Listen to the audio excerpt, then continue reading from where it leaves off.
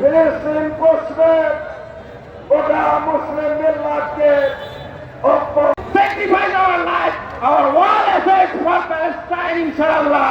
And we are already the human resource. 200 crore Muslims are human resource. All the human resources are ready to sacrifice their lives. All the Muslim government should use this human resource in a humanitarian and united way. And for the further United Nations, a United Nation, this is not possible without Palestine. Thus, all the Muslim world countries, I call them to throw their United Nations membership into the dustbin. We don't want the United Nations membership. We just want Palestine.